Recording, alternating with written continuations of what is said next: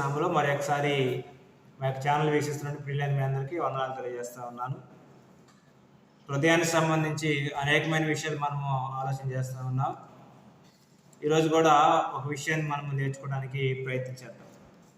స్థిర హృదయంతో ప్రభువుని హత్తుకునుట అనే విషయాన్ని మనము కొద్ది నిమిషాలు ఆలోచించడానికి ప్రయత్నించేద్దాం.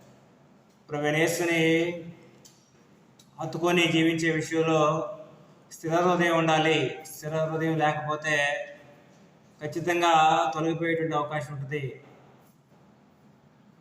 కాబట్టి స్థిర హృదయంతో ప్రభువుని హత్తుకునుట అనేక విషయాన్ని మనము ఆలోచించవచ్చు. ఫిలిప్పీయులకు రాసిన పత్రిక 4వ అధ్యాయం 11వ వచనంలో అపోస్తలుడైన పౌలు ఫిలిప్పీలో ఉన్న సంఘానికి ఈ విషయాన్ని ఈ విధంగా తెలియజేస్తూ ఉంటాడు. నాకు కొదువు కలిగి ఉన్నందున నేను ఇలాగ చెప్పట్లేదు. నేను ఏ స్థితిలో ఉన్నాను ఆ స్థితిలో సంతృప్తి కలిగి ఉండ నేర్చుకుని ఉన్నాను. దీన స్థితిలో ఉన్న ఎరుగుదును, సంపన్న స్థితిలో ఉన్న ఎరుగుదును. ప్రతి విషయంలోనూ అన్ని కార్యంలోనూ కడుపు నిండుటకును, ఆకలి కొనుటకు, సమృద్ధి కొనుటకు, లేమిలుంటకు నేను నేర్చుకొని ఉన్నాను అనే ఒక విషయాన్ని మాట్లాడతాను. అపోస్తలుడైన పౌలు తన భూమి మీద జీవించినప్పుడు అనేకమైనటువంటి పరిస్థితులు తను చవి చూసినట్లుగా మనం ఆలోచించవచ్చు. దీన స్థితిని ఎరిగాడు, సంపన్న స్థితిని ఎరిగాడు. కడుపు నిండిన సందర్భాలు ఉన్నాయి, ఆకలి కొన్న సందర్భాలు ఉన్నాయి, సమృద్ధి కలిగినటువంటి పరిస్థితులు ఉన్నాయి, లేమి ఉన్న పరిస్థితులు ఉన్నాయి. కాబట్టి అన్ని స్థితుల్లో, అన్ని పరిస్థితుల్లో తను ఎలా ఉన్నాడంటే సంతృప్తి కలిగి నేర్చుకున్నాడు.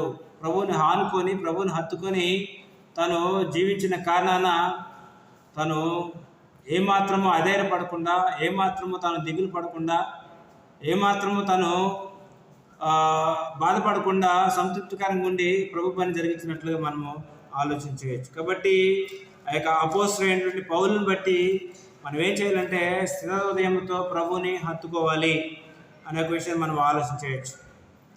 అపోస్తల కార్యములు 11వ అధ్యాయము 23వ వచనంలో, అపోస్తల కార్యములు 11వ అధ్యాయం 23వ వచనంలో సంగతులు ఈ విధంగా తెలియజేయబడతా ఉంటాయి. మనం ఒకసారి చదివితే విషయాలు అర్థమవుతూ ఉంటాయి. స్తెఫను విషయంలో కలిగిన శ్రమను బట్టి మాట్లాడుతూ ఉంటాడు. అక్కడ మాట్లాడుకుంటూ వచ్చేసి తర్వాత 22వ వచనంలో వారిని కూర్చున్న సమాచారం యెరూషలేములో సంఘపు బర్నబాను అంతియోకు పంపిరి. బర్నబా వచ్చి దేవుని కృపను చూచి సంతోషించి ప్రభువును స్థిర హృదయంతో హత్తుకున్న వాళ్ళని అందరినీ హెచ్చరించును అనే విషయాన్ని అక్కడ మనం చూస్తూ ఉన్నాం. అంటే బర్నబా వచ్చి ఏం చేశాడంటే అక్కడ ఉన్నటువంటి క్రీస్తు ఉన్న జనాంగానికి వారికి విషయాలు స్పష్టంగా బోధించాడు.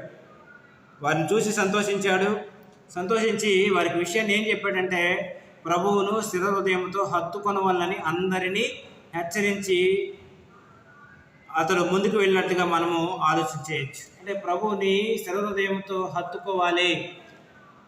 స్థిర హృదయంతో హత్తుకున్నప్పుడు ఆ యొక్క జీవితాన్ని బట్టి ప్రభువుని యేసు సంతోషిస్తూ ఉంటాడు. పరమ తండ్రి ఆ యొక్క జీవితాన్ని బట్టి ఆనందిస్తాడన్న సంగతి మనము ఆలోచించవచ్చు. ఒకవేళ స్థిర హృదయంతో నువ్వు ప్రభువుని హత్తుకున్నట్లయితే ఆ జీవితం ఎంతో సంతోషకరంగా ఉంటుంది, ఆనందదాయకంగా ఉంటుందని మనము ఆలోచన చేయొచ్చు. కాబట్టి ప్రభువుని స్థిర హృదయంతో హత్తుకోవాలి, ప్రభువుని ఆనుకొని జీవించాలి అనే విషయాలు మనము చూడవచ్చు. అదే అపోస్తల కార్యములు 14వ అధ్యాయం 3వ వచనంలో మరొక సంగతి అక్కడ కనపడుతూ ఉంటుంది. బర్నబా ఎలాగైతే విషయాన్ని తెలియజేసేసాడో అక్కడ కూడా మరొక సంగతి మనకి కనపడుతూ ఉంటుంది. 14వ అధ్యాయము మనము ఇకోనియాలో జరిగిన సంగతి గురించి మాట్లాడుతూ ఉంటాడు. మాట్లాడుతున్నప్పుడు అక్కడ 3వ వచనంలో ఇలాగ విషయాలు తెలియజేస్తూ ఉంటాడు. కాబట్టి వారు ప్రభువుని ఆనుకొని ధైర్యముగా మాట్లాడచ్చు అక్కడ బహుకాలము గడుపుచుండిరి అనే విషయాలు అక్కడ తెలియజేస్తూ ఉంటాడు. అంటే నేను అపోస్తలులు పనిచేస్తున్న దినాల్లో వారి యొక్క జీవితం ఎలాగుందంటే ప్రభువుని ఆనుకొని వారు జీవించారు, ప్రభువుని హత్తుకొని వారు జీవించారు. ప్రభువుని ఆనుకొని, ప్రభువుని హత్తుకొని వారు జీవించిన కారణాన వారి యొక్క పరిస్థితి ఎలాగుందంటే వారి యొక్క పరిస్థితి చాలా ఆనందదాయకంగా ఆ యొక్క ప్రభు పనిలో కొనసాగినట్లుగా మనము ఆలోచించవచ్చు. కాబట్టి స్థిర హృదయంతో ప్రభువుని హత్తుకోవటం మనుషులకు అవసరమా అంటే అవసరమని మనము ఆలోచించవచ్చు. ప్రభువుని హత్తుకునే విషయంలో స్థిర హృదయం ఉండాలి.